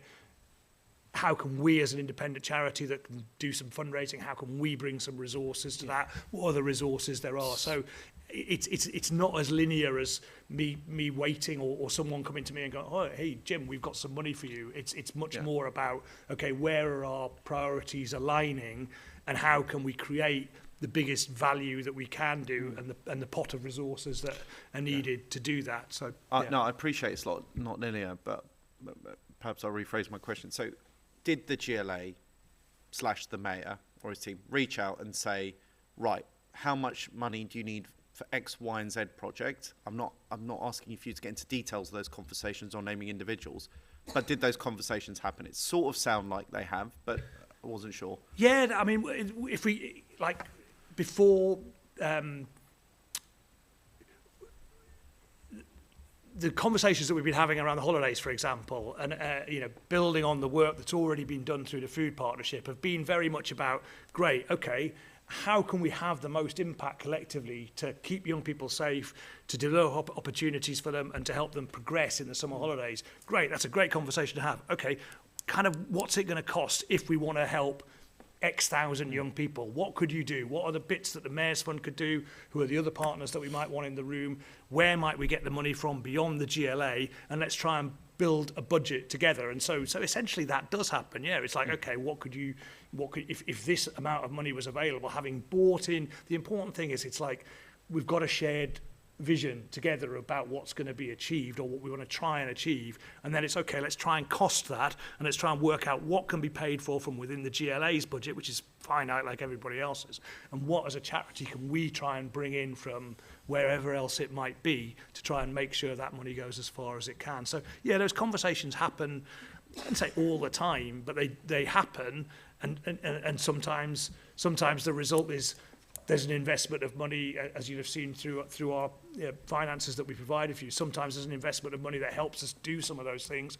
Sometimes there isn't, because it's just not the right time, and we've got to go and find the money from elsewhere, and that's fine. That's the reality of running an organisation. But yeah, that's they're live conversations. But we're probably, again, you would know, we're certainly not the only charity that is funded through GLA. There's many charities that are funded through GLA, and they have similar kinds of conversations about, okay, there's a piece of work that needs to be done. How is it going to be supported? Let's have a conversation about how much money might be made available for it and how we make it work. And that's similar to us. No, that's fine. It's just, and apologies for asking again, it's because the first time it sounded as if, you know, it was more they were instructing you where else to look for money, rather than these are the projects that we want to do and this is how much it'll cost. But you've clarified that in your so don't worry, you've clarified. So I think final question from me off the back of sort of exploring what Assembly Member Bakari was. So I won't ask you about government funding, but look, you know, obviously you are you are heavily reliant on working on behalf of young Londoners, but you can't pay for that with good intentions. You know, you do need money through the door. So looking towards future years, and I don't think we've got the history of sort of who's donated what and when, which you know, is relatively good that we've got that background. But you know, in terms of your bottom line and the balance sheet looking forward to the next 2, 3, 4, 5 years, I mean, I know you sort of addressed it, you know, which is you want to get your foot in the door with sort of all mayoral candidates to make sure that they understand the great work that you do. But how confident are you feeling in the near to medium future? Yeah, I mean, that's a really good question, seriously. And for any charity, that's really tough at the moment. You know, I think I was really genuinely, you know, like I was really proud to get to the end. Our financial year is January to December. I was really proud to get to December and break even as an organisation. And, you know, the team put in a colossal effort to doing that. And at the same time, deliver nearly 90,000 opportunities last year, which was more than we'd done in the past. So, you know, on both fronts, it was really successful. But, you know, I can speak for myself and I speak for our team, we were knackered, you know, we were like, then as soon as you get over that hurdle, it's like, wow, are we going to be able to do that again this year? It's not easy. And I think that, again, maybe to go back to Hina's question, that's where I think for us, the power of the mayor is so important. If we can use, and I think the Deputy Mayor for Business and Growth gets this and has been very supportive around it, but to engage businesses in particular and new sources of money. And we all know, you know, there are many challenges in London and there's not a great deal of resources, but there's also a lot of wealth in London. If we can use the power of the mayor to unlock some of that wealth and reinvest it back in communities and organisations, not just the Mayor's Fund for London, but lots of places. And in some ways, that was the original idea that the civic charities in America had, trying to unlock funding from sources. And we need your help, and we need the Mayor's help to do that kind of thing. And I think the argument is clear, and everyone gets it. I think how quickly we can turn that into resources for communities and for young people. That's the challenge for all of us. I'm really confident in our relationships. I'm really confident in the quality of work we do. I'm really confident in the impact we get. I'm really confident in the way that BASMA and young people keep us honest as an organisation. And I'm as confident as I can be that if you do the right things, you'll be able to secure the funding for it. But it's getting more and more challenging to do that. And so we need help with it. But that's I'm not unique in that. That's every charity is in the same boat, and I think we've got lots of advantages and lots of strengths. And I think if we can galvanise those partnerships that we have with businesses, which are really strong, and with other funders, then you know, we'll be able to continue to make the impact that we have done and more. And sorry, final chair question, I promise. So, as we know, that the recent NI rise did not exempt charities. You mentioned you've got 22 staff. First question is, and I hope this isn't the case, that you haven't had to let anyone go as a result. And number two, possibly one of the conversations you can have with the GLA is, can you fund the NI increase as part of your donation/settlement? Yeah, and again, you'll have seen there's been a very live debate in the sector around that and charity. I mean, it's a funny one, isn't it? Because like, there are some charities that have got massive assets. There are some funders that are charities, and you kind of think, well, should they be exempt from NI rise? I don't know. But most ordinary charities, it's a cost that we weren't expecting to have, like small businesses, like anyone else, you know, and that's a challenge. I was having this discussion yesterday with some funders. When we make an application for funding, like most charities will say, well, a contribution needs to pay for the core. It needs to basically keep the lights on in the organisation to make it function. And they well, oh, that's interesting. What do you spend that on? Why don't you spend it on young people? I say, well, do you want the organisation to be able to function or not? And I think there is a challenge for every charity, and including ours, to say, well, those core costs, inflation's going up, cost of benefits that you need to give employees, the cost of being a good employer has gone up, and you know, that's a good thing. There isn't. We're proud to be a good employer, but those things don't come for free. And things obviously like NI, again, it's probably not as blunt as saying, oh, to the GLL, please can you pay that for us? You know, God, if anyone could pay it for us, fantastic. But it's more, let's have a mature conversation about those core costs. And when we do go to any funder, whether it's the GLA or the lottery or a charitable trust or a business, not be embarrassed to say, actually 20% of that has got to fund our business because of these costs. And again, for me, that's the argument that you as the Assembly and others can be making, to say, funders, come on, be realistic. These organisations, if they're going to survive, they can't survive on thin air. They have to have some core cost contribution in there to do that. Just to be clear, you haven't had to let anyone go as a result, have you? I hope not. Again, like our funding goes up and down, and we have some people on temporary contracts, so when the funding for a programme ends, sometimes they'll leave. We do our best to keep people in the organisation, and certainly don't, I'm very proud of the fact that however uncertain we've been about funding, we haven't taken an axe to the organisation, and my trustees have been brilliant in backing us on that. At times we'll be bigger than 22 people, at times we'll probably be smaller than 22 people, just depending on funding. But we try and anticipate that and try and manage things to make sure that, we've got the team that we need to do the job we can. Again, we're always on the lookout for more funding, certainly to innovate, certainly to push things on, certainly to develop. If you can give us any help in finding ways of finding new funding, we'd be delighted. Thank you. And so something on that, do you get any allowance of the London Living Room for fundraisers, free allowances? Yeah, we think we're allowed to do, I think we get 2 free events a year in the living room. Free. We have to pay for catering and things like that, but essentially we're in the same boat, aren't we? Yeah. So we do, and we use them effectively. I mean, again, I should say it's 10 years since Sadiq became mayor next year, I think. And therefore 10 years since he's been our patron, and maybe there's an opportunity there to think, okay, can we galvanise some people and do a bit of explicit fundraising and things like that around that, again involving the Assembly if you'd be up for it. But those are kind of ideas. We do get the support, particularly of the deputy mayors, and Joanne's helped us with this as well, of meeting funders, of coming out to events and things like that. That stuff all helps. It all helps. Okay, all right, thank you. And I was very interested in, felt like not very definite answer to Assembly Member Georgia on the staff level, so I'd be interested to perhaps take that up offline in the coming months to make sure that we're still keeping up the same level of support. But with that said, I was just going to say thank you both for joining the discussion today. It's been really helpful for both of us, and Basma, thank you for making the time to come here on a voluntary basis as well. We really appreciate that. You are free to leave whenever. As I always say to people, the offer is open to stay, but no one takes it for some reason. Personally, can I thank you for doing that and for coming today, and can I ask the committee to note the report as background to putting questions to the invited guests and note the subsequent discussion? And delegate authority to the chair in consultation with the deputy chair and party group lead members to agree any output arising from discussion. Thank you. That was great, and really enjoyed the questions. Basma, I don't know if I want Basma to have the last word, maybe. I just wanted to say thank you for having me. It's been a pleasure to talk to you guys today.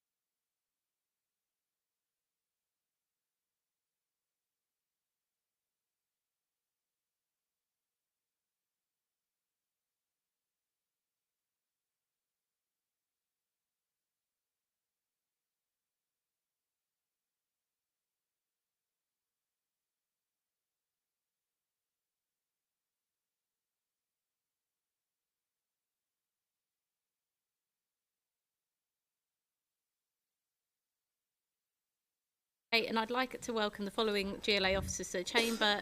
Katie Morrison, and I think it's your first time joining us as Interim External Director, so thank you for coming today, and also to David Holly, Head of Events for London. So Did you want to make any brief comments, or should we leap straight in? Brilliant.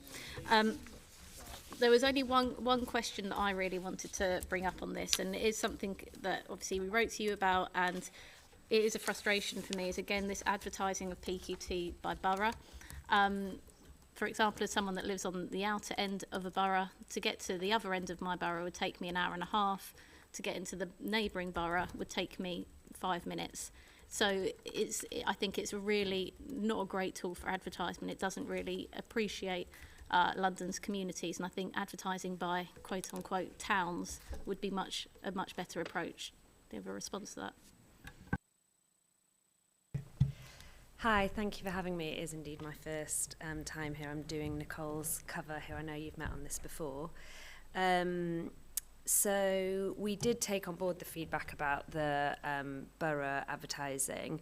I think throughout all of the work on this review, we've had to balance the kind of findings and recommendations of the review, where obviously you'll know that, you know, the kind of security and safety of everybody involved came out and was very clearly articulated as the thing that we need to prioritise above all else, with, you know, balancing that with obviously wanting to welcome as many people as possible to the event. And so we therefore made that decision that publicising any more information about the venue would create a challenge to security. But you'll have seen in the final report, we have taken on board feedback from the Assembly, extended the amount of time that people will have in terms of knowing about the venue specifically to 7 days before the event, which we believe does give a lot more opportunity for people to make any necessary arrangements.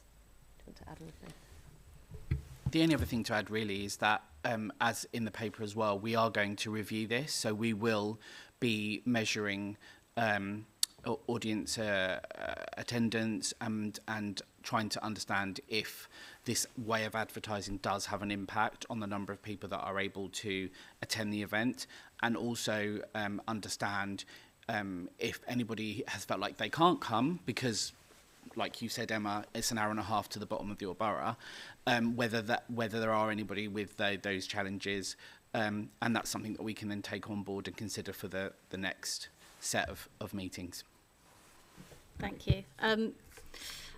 Yeah, and I welcome the extension of the advertising that we also addressed in the letter. I do still have a sticking point on this borough bit though, and where is that advice coming from that it has to be borough for security? I'll be honest, it doesn't make sense to me, and I'll also be honest, David, we've seen the effect anecdotally. I can see, you know, people's question time used to be packed out, attendance was brilliant. We saw in the last one, I think it was 180, 140? It was around there. I think, to be fair, that event was just before Christmas, but I think it's worth considering that the timing and also the weather does impact events. We see it in all of our events, so I think there is something to that. But there certainly was lower numbers in Battersea than we have seen previously. Yeah. And as I've said, it is something that we are going to review as we move forward. Yeah.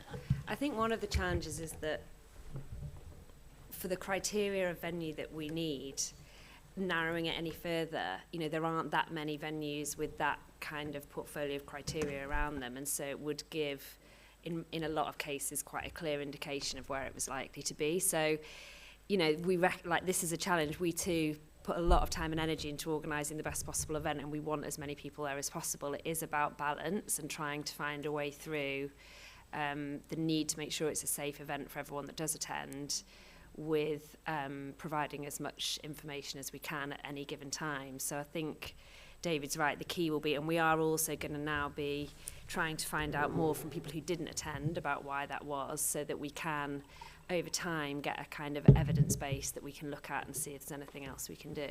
I just would point out, though, that I think it's very hard to find those people that didn't attend, because, for example, I would never buy a ticket to something in Waltham Forest based on just Waltham Forest as a lay member of the public. And well, maybe if it was a theatre show or something really exciting, dare I say, people's question time, maybe not the same at all. But so I don't know how you can possibly reach those people that may have been interested in coming but didn't even engage in the process. The way that we can contact them is that we have a number of people who register to come to the event, and so they give us their contact details, but then they don't actually come because we... Oh, I know that. I'm saying, sorry, I saw there was a People's Question Time event in Waltham Forest, but you've said it's Waltham Forest. That's not enough information for me, so I'm not going any further. That's what I'm saying. I don't understand how you can possibly understand that. It's a good question. I think it's something that we can take away and further explore about how we can speak to those people, whether that's through focus groups or using our community organisations to understand what the barriers would be for them attending, but it's definitely something that we could explore. Okay, and just to come back to my other point, Katie, where is that advice coming from on it should be borough? Or David? It's the specific advice isn't that it should be borough, it's that it shouldn't be a specific venue, so it shouldn't be exact details. And so the way that we are approaching this is by using the borough as information so that people can plan, but not giving the specific details of the venue. So let me be clear then, it's not the Met saying it, it's an interpretation of officers. It's following advice from the Mayor around the Mayor's security and also around the security and safety of all the participants. And it's something that we have then considered and created this approach. Yes, I'm just getting, it's a decision of officers, it's an interpretation of officers. That's correct. Right. Assembly Member Mahfouz? Thank you. There's some questions I asked the last time that we discussed this, and I don't know if they've been answered subsequently, but I think in terms of just going back to the point, so how many people had got themselves a ticket for the actual event? So it was, I think it was around 280 that had got themselves a ticket, and then, as Emma has mentioned, it was about 180 that turned up on the night. Okay, so it was about sort of 40-45%. Yeah, and just to be clear, this event actually does have a high dropout rate of people attending. So anything from 65% to 40% is kind of average for dropout for these events. And I think we looked at last time whether we actually increased the numbers of tickets that we allocated in the first place. Now that we know that is regularly the case, I completely take your point. Actually, it was a week before Christmas. The weather was absolutely horrendous on the day. Yes, it's an indoor event, but you still have to get there in the first place, and it's not immediately right next to the station. So you still have to walk or some element of sort of being completely wet before you get through the door. One of the things he said was that we could go back and survey those people who, the 140 effectively that didn't, got a ticket but didn't attend. I thought that was already going to have happened because obviously that was now some time ago. Have we not already reached out to them? Yes, we have. So we are waiting. So we have put a question into the survey feedback, to everybody that attended, but also the people that registered but didn't attend, and we've added in an additional question to ask, if you didn't come to the event, could you tell us why? Okay, excellent. And then, so when are we hoping to get the results from that cumulative survey? I'd need to check with my team, but I can provide that information after this meeting. Brilliant, thank you. And then just going to some of the changes that are happening at the next event. So obviously it'll be the first time we've got an independent chair, which is, I think, clearly I think we talked about what that independent chair might look like, and this person ticks those boxes, certainly from what I can see. And just wanted to check, first of all, in terms of, obviously we're looking at new venues, there was quite a high level of sort of criteria for that. In terms of costing over the year, of the new programme versus the old programme, where do we expect that to sit in terms of budget wise? We are still actually going through the final budgets for the event next week. I think it is around the same costings for the delivery of the event. So we're expecting it to be within the allocated budget that we have to deliver these events. So we're not expecting it to be more. Okay. And in terms of one of the other so one of the things that was done previously was that the local assembly member who would obviously chair it would get the opportunity to talk about their local area, what they've done in that area, obviously to what would be predominantly a local audience. That at the moment, is that still within the plan for next week? It isn't in the plan for next week, but it's something that we could consider if you'd like us to take that forward, certainly. Yeah, I mean, I feel it would be strange for the local audience to turn up and then they don't hear directly from their local assembly member. Yes, they might not be chairing the meeting, but I think as a sort of the host of the location, I think that would be really useful. Yeah, that's no problem. We can be in contact with you, Joanne, and sort that out. Oh, okay. And talked obviously the chair. The chair has been selected now for the for the remainder of this mayoral term, and clearly obviously sort of meets the criteria in terms of being independent on a number of different fronts, and that expertise as journalistic background and so on. What role would you envisage in terms of the London Assembly and perhaps the Oversight Committee in terms of selecting the future chair?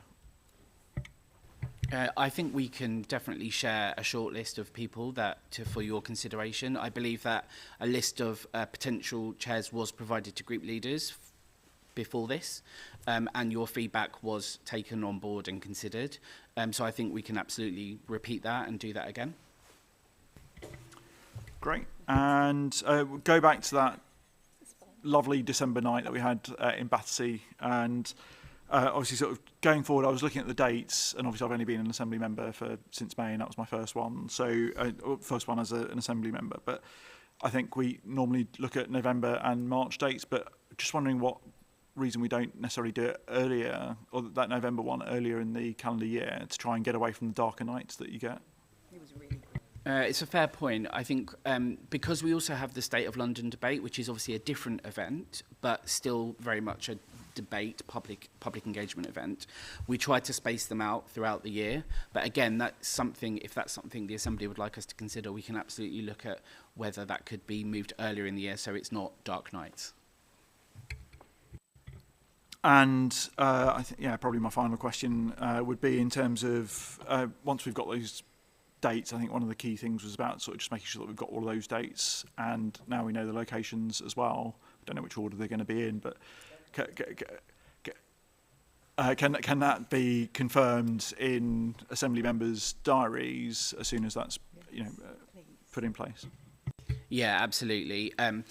As you can imagine, the diary management is tricky for these events, but we also want those dates in our diaries so that we can plan and have enough time. So that's definitely something that we will strive to do. Yeah, absolutely.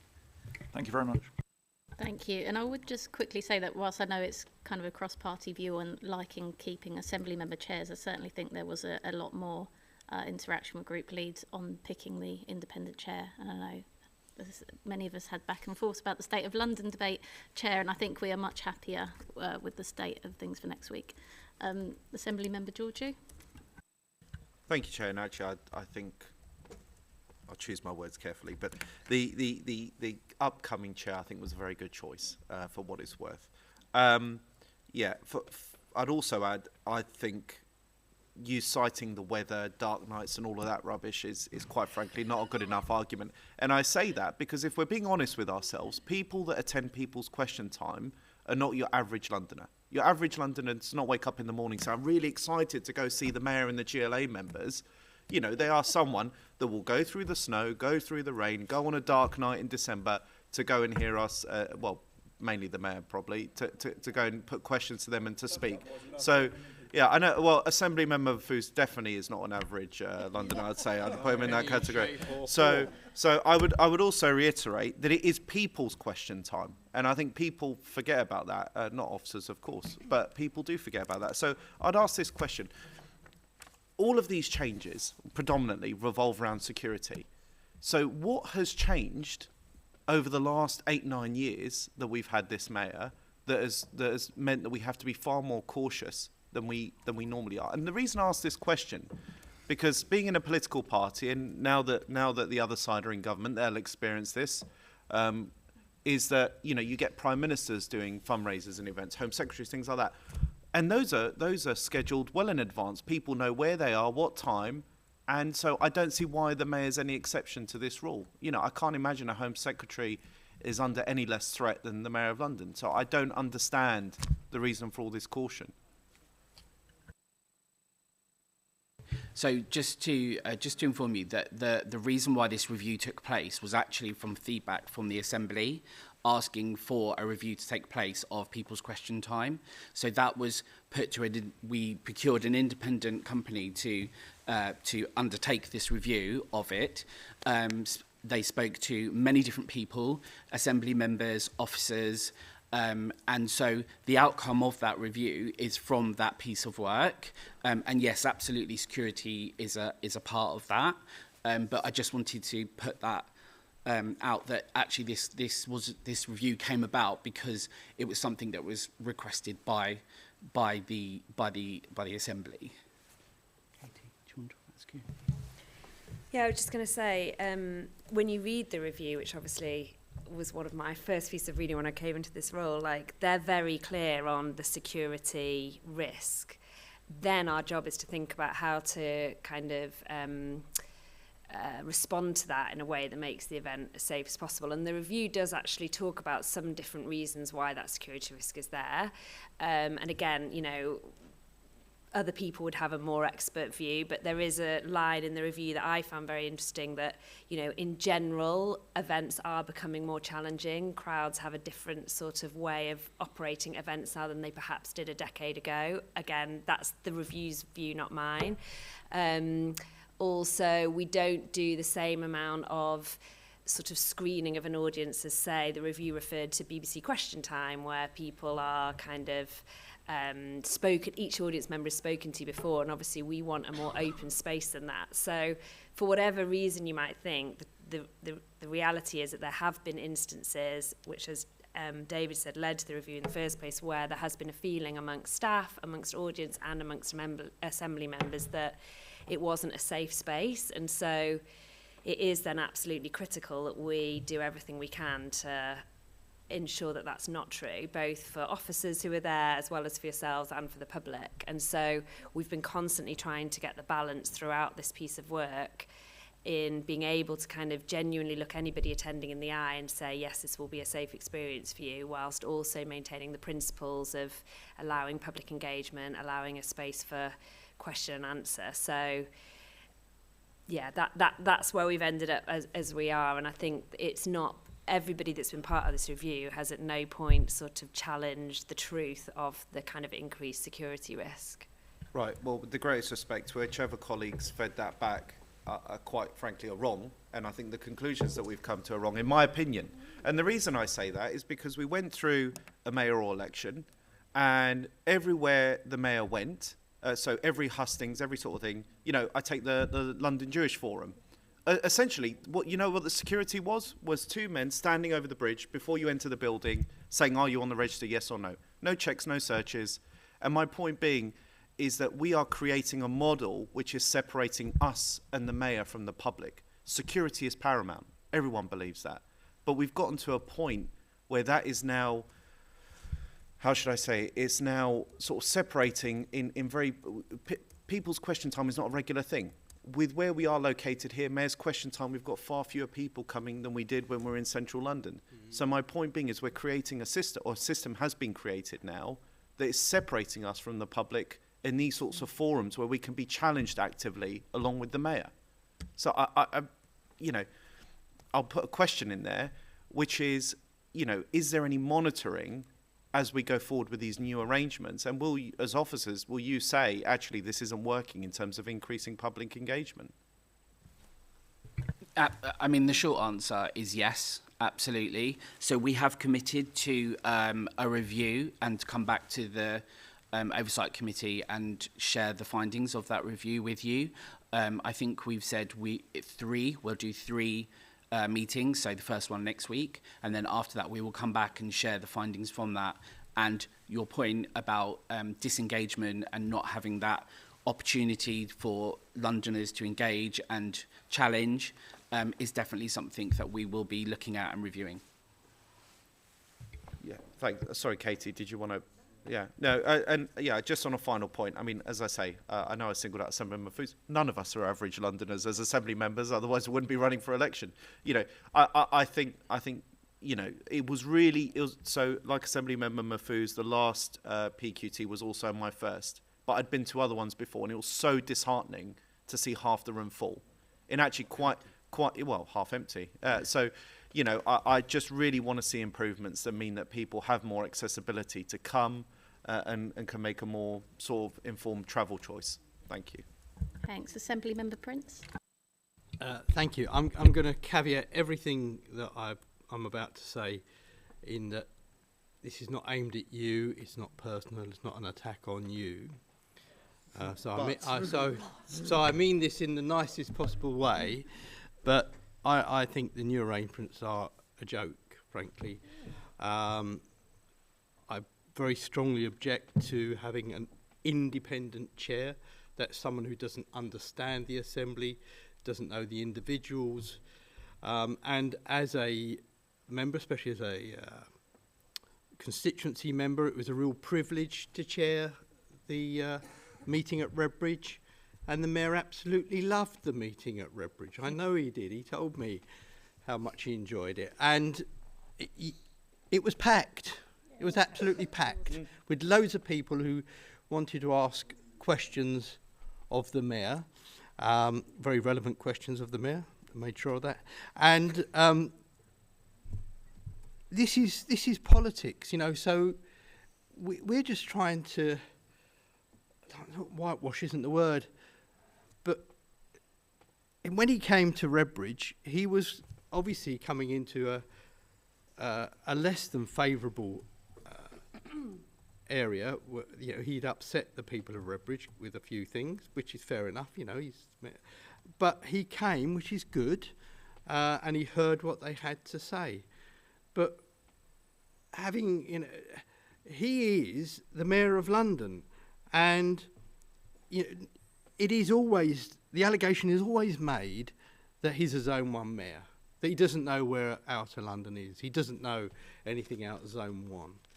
So if we don't let him come to Zone 6 or Zone 8, they're never going to know him, are they? And they're not going, people, I can assure you, people in Redbridge are not going to trumps all the way up to somewhere in central London to ask the mayor a question. But if he comes to Redbridge, and we haven't had him in Havering yet, he's not been to Havering, we'd love to have him in Havering. Really? Yeah, we would. No, I can believe you me, we would. And this is the whole point of people's question time. It was an opportunity for the mayor to get out there among the people, and now we're sanitising it, having an independent chair. And I just think it's completely wrong, completely defeats the whole object of people's question time, and is making it pointless. But no malice meant in that I think, at all. is that more point made than question asked? Yeah, the question is, so, well, if you want me to make that no, I don't know into necessarily. a question, No, I think is will you take all those points that I've made into account when you do your review? Everybody will have the opportunity to feedback into the review. So if your opinions are still the same, then absolutely they will be considered. Okay, thanks. And Assembly. Sorry. Yeah, do you need to? Sorry, I'm aware I have guests in the audience that I said we will need here by 3:30 because we're going to run ahead of time, and that is not the case. So I'm feeling bad about that. Sorry. Yeah, I do too. Assembly Member McCartney with hopefully a question. Yes, thankfully. Can I say I think some of the new arrangements are very good actually, and I think for many of us we feel a lot safer and it's been taken seriously. But can I ask, we obviously now have hybrid meetings as well, so the public can also participate online. Do we have figures for how many tuned in? Because that might be why some people, once they get a ticket and they realise they can join online, or we might be getting a different audience, a new audience. Yeah, absolutely. From recollection, I think it was about 1,000 people that joined online for the last meeting. So there is a significant number of people that are wanting to hear what's being said, and they can also partake by submitting questions. So that we do an online question process as well. So there definitely is probably a lot more people than we used to have actually deciding to stay at home, sit on their sofa, but still feel like they can take part in this event. Thank you. And can I ask, with regards to marketing, I do apologise because I haven't actually seen it yet for this year, this time, but are we advertising the chairs as well? Because if they are well known, that might be something that could drive attendance as well. It's a good question. We haven't for this one, for next week, but I think it's definitely something that we can consider. Although I think from our point, although I take on board that the chairs may have their own audiences that they may attract, I think the stars of the events is the Assembly and the Mayor, so we don't want to detract from that. Thank you. And just on the online point is a comment. Assembly Member Cooper is online, but I think perhaps the broadcast not so great to tune in the question. And she just made, I think, maybe more of a comment that the last time there was a lot of online questions and it maxed out. So I don't know if it's something just to bear in the review is managing the amount of now if. As Assembly Member McCartney said, more people joining online, managing the amount of questions versus, Assembly Member Russell. Thank you. I just wanted to know whether there'll be a review of having an independent chair. I know you're saying there's going to be 3 sessions with an independent chair, but whether we can actually have some kind of review after the session next week so that if there are any kind of teething issues or things that could, that didn't go as people were expecting or that, could be tweaked, that could happen before we go into the second and third sessions. Yeah, absolutely. And I think as part of the paper, we have asked for delegation to the chair for that process so that we don't have to wait for a meeting. So you are able to feed that information through to us so that it can be considered for going on to the next one, which will be in November. Thank you. Okay, thank you. I can't see any other hands. So with that being said, thank you, Katie, and welcome again to this committee. It is always this fun when we talk about this. Well, thanks, Katie and David, for joining us. You are, as always, welcome to stay, but also welcome to leave. Thanks again. Can I ask the committee to note the proposals for people's question time to take place between 2025 and 2028, including the proposed borough list and the chair following consultation with the Assembly and taking note of the requests and suggestions? Can I ask you to delegate authority to me as Chair of GLA of the Oversight Committee in consultation with the Deputy Chair and Group Leads to respond to further consultations outside of this meeting regarding specific future people question time dates or rotation of venues during the period of this mayoral and Assembly term? Thank you. Move on to agenda item 8, the London Assembly Quarterly Budget Report. Can I ask the committee to note the 24-25 Q3 budget position and forecasts as set out in Appendix 1? Noted. Thank you. Thanks. Agenda item 9, Secretariat Quarterly Monitoring Report for November 24, January 25. Can I just, on the behalf of the committee, thank officers for all the work they've done in supporting Assembly members and committees in having such great output during this period. We are very thankful for that work, and can I also thank the comms team for publishing that work on the London Assembly What We Do page and publications page so that other people may better understand the hard work we're doing here at the London Assembly, and very worthwhile work. Now going to, I'll do the agenda item 10, the committee work plan. Can I ask the Assembly to note its work plan for 24-25? Thank you. I've accepted an urgent item of business to discuss the AV issues in the chamber. And can I thank Diane and Simon for joining us here today? And Diane, can I apologise again because I was too ambitious about how quick we would be on this agenda, but thank you for being here.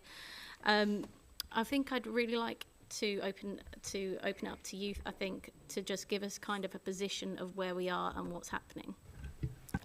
Thank you, Chair. First of all, I would like to both acknowledge and apologise to the London Assembly for the effect that the broadcasting equipment failure is having on our statutory meetings. I've asked Simon Grinter, who's the Head of Facilities Management, to come talk now so that we can just talk about the incident that happened last week, the current incident that we're experiencing, what our contingency measures are and what our next steps are. Thank you, Chair. If I just outline those issues and then we'll take questions. So members will be aware that there was a problem with sound and vision last week on Thursday. That was looked into, reset, thoroughly tested, and was actually working as it should on Friday. On Monday, the Bowtie team, our broadcast operators, were doing their routine checks for Tuesday's meeting, and then they discovered another problem and called out their first-line support provider.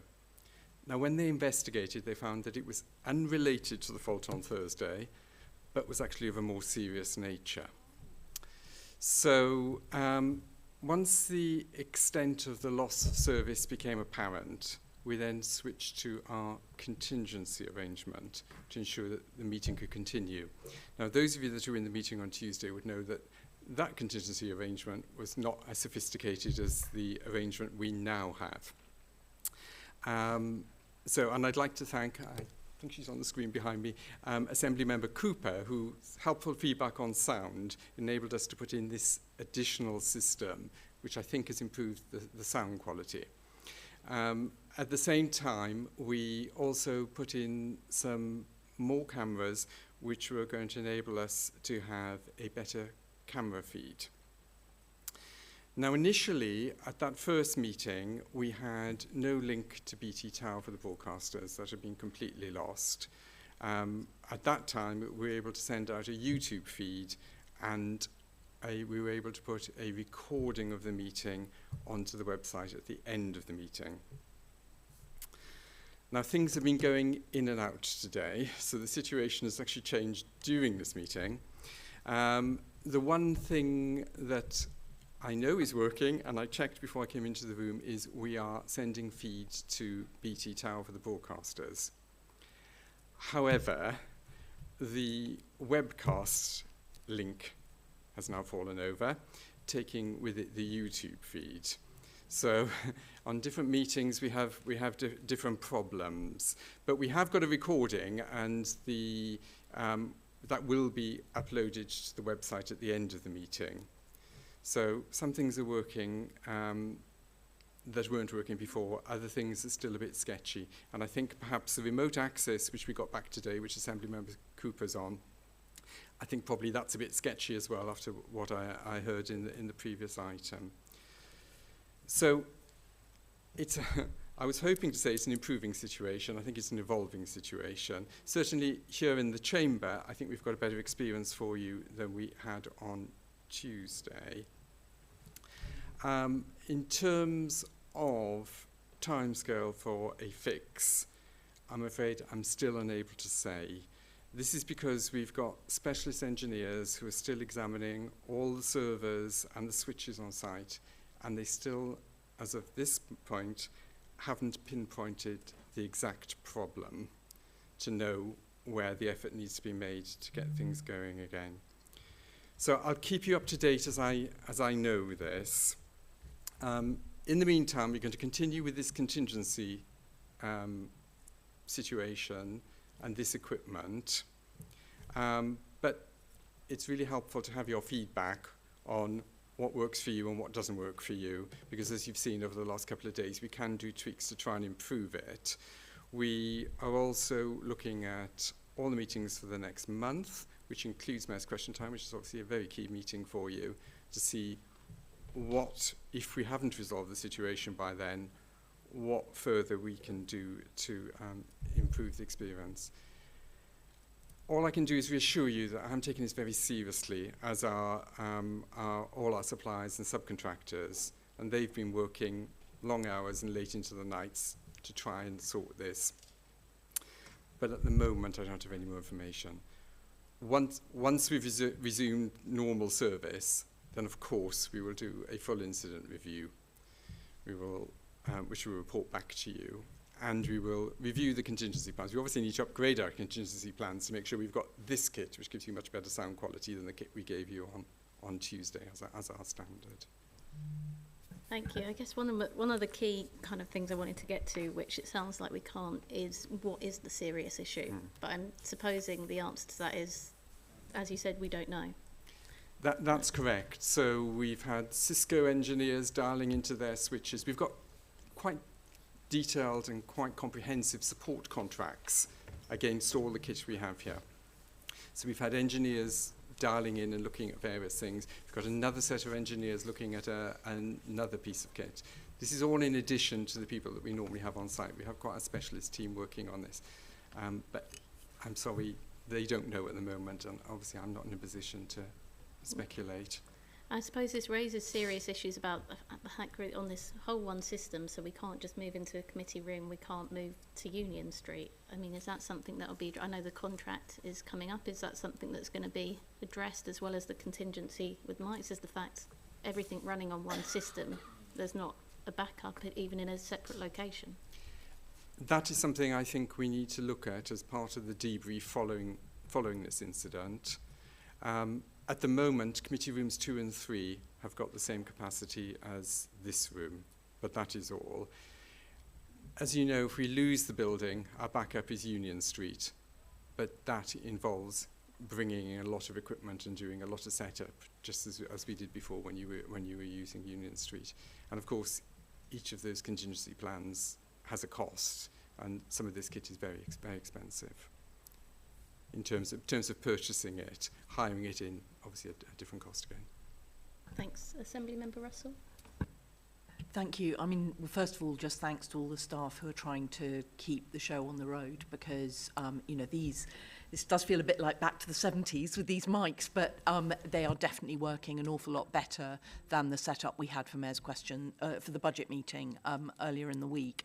But I just wanted to build on the point about resilience, because I do think it is really worrying that this problem has just basically broken all our capacity for external broadcast, and that is core business as usual. So I do think that as we build back afterwards, we need to be thinking about not just putting back what we had before, but potentially having a different system that has more resilience built into it, so that if there's a way to avoid the potential for everything being knocked out all in one go, because it does leave us, you know, our business is doing meetings and putting them out in public, so this is real sort of core business interference from this that's happened. But yeah,